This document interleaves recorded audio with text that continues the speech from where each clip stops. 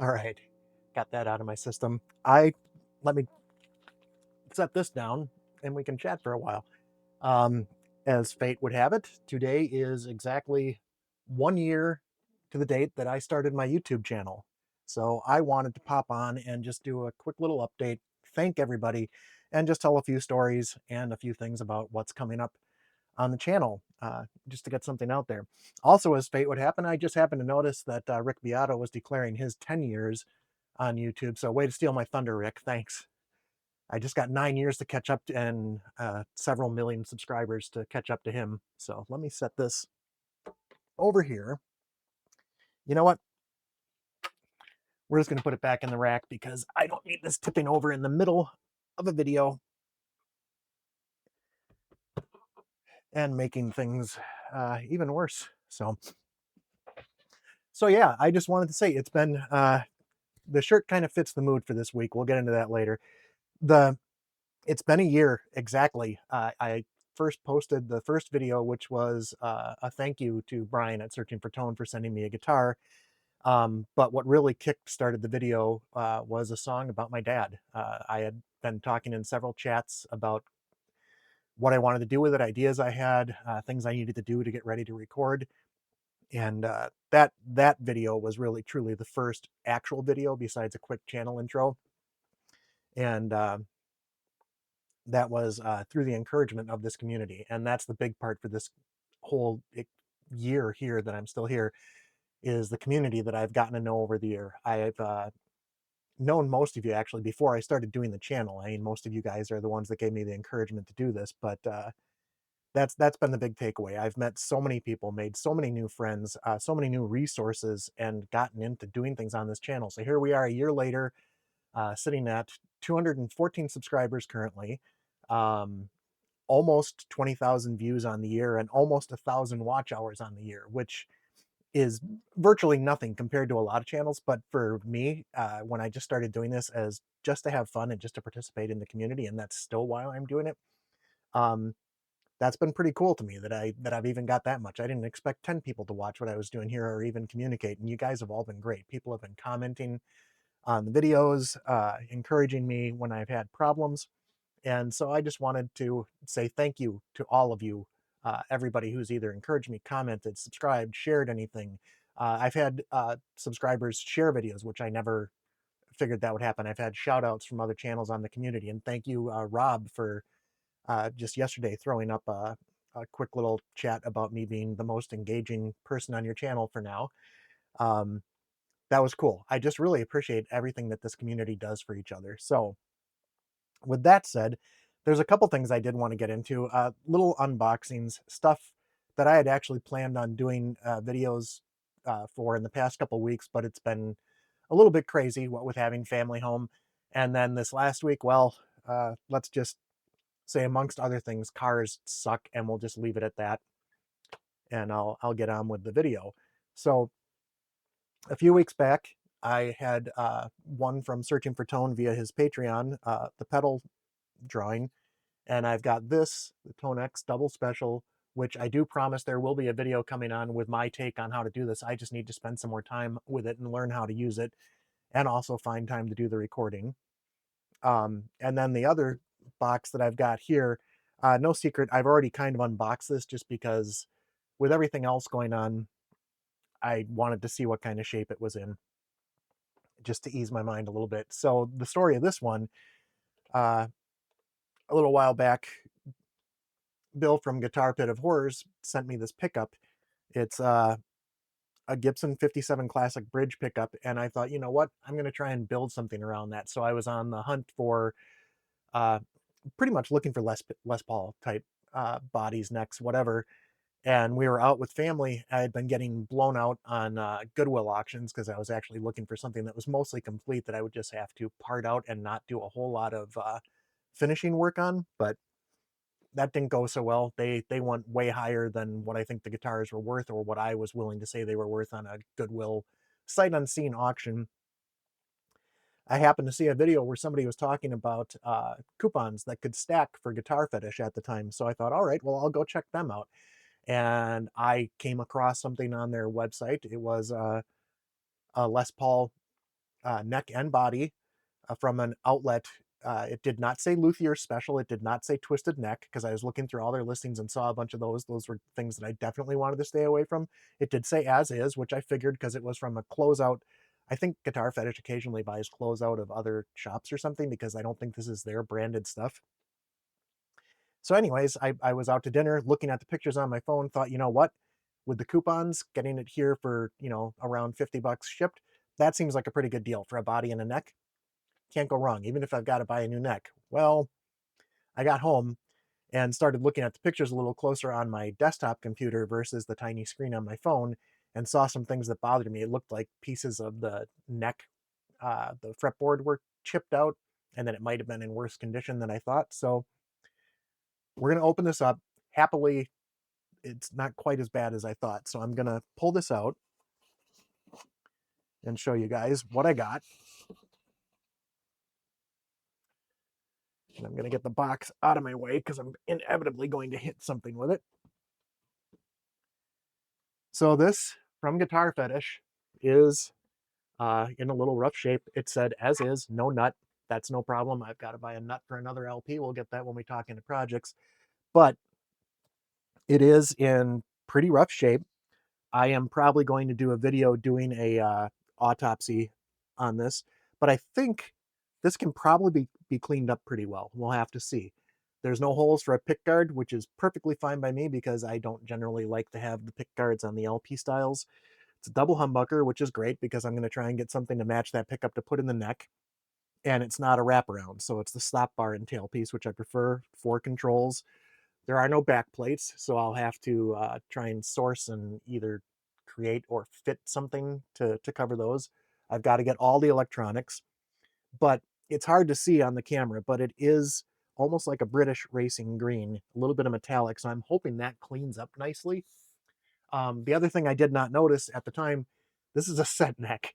So if there are some issues with the neck, I may be looking at possible refrets or possibly trying to figure out how to get a set neck out and set a new neck in here. We'll have to see when we do the post-mortem. Fretboard is really dingy, but that's what I discovered. Up here near the nut, there was like what looked like a humongous gouge, and parts of the fretboard were missing. That does not appear to be the case.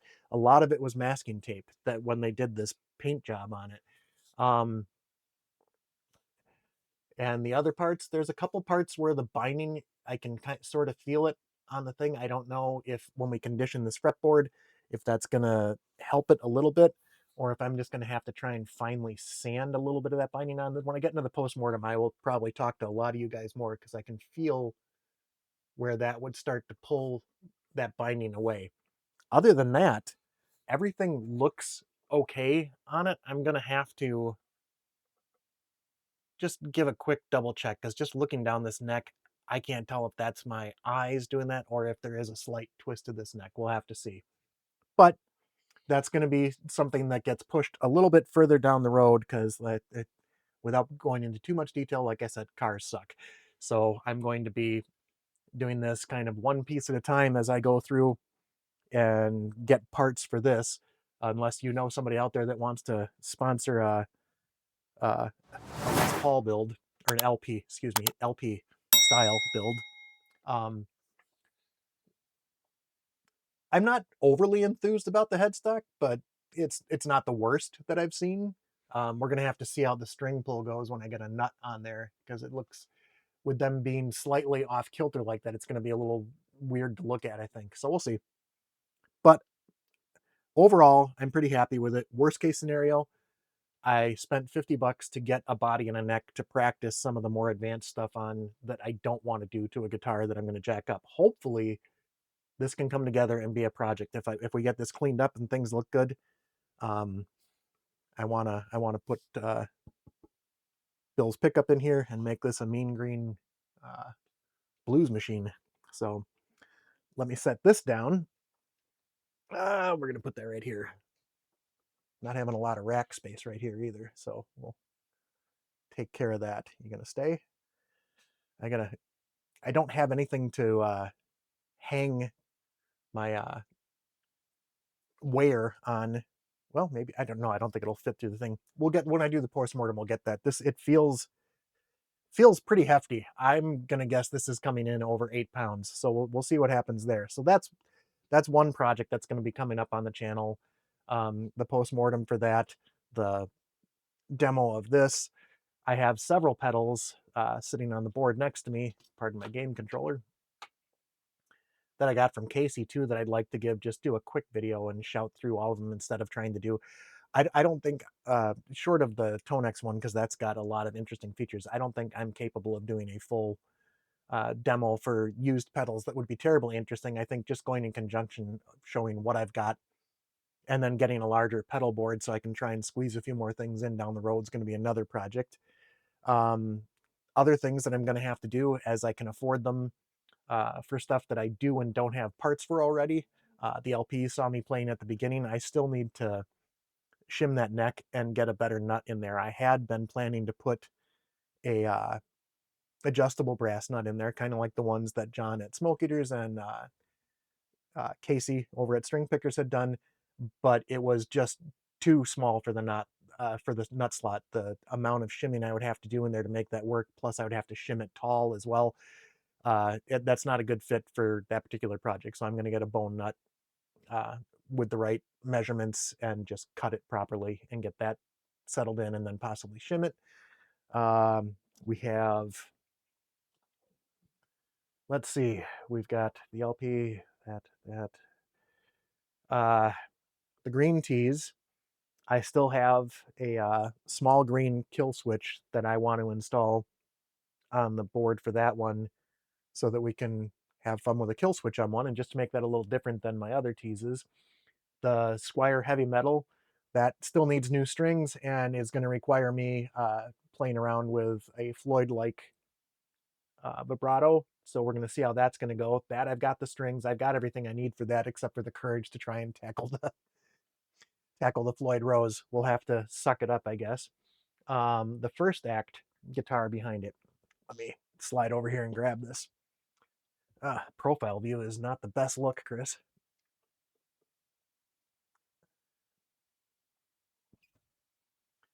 This first act, I have some interesting ideas for. I think I've talked about it before, but this is going to be one that I'm going to have to uh, really look into what I want to do with this. I think I'm only going to replace the pickups and the electronics because I want to get 3 P90s in here. I've seen Strat pick guards for sale that would house 3 P90s, but I need to get under there and see what kind of route I've got on this. If we've got a swimming pool, great. If not, then I will have to get the pick guard and we'll kind of figure out what we got to do to route it out. But I want to throw 3 P90s in there, get a pre-wired harness with some better electronics. Excuse the rabbit here. And then we'll address anything else that I might need to replace.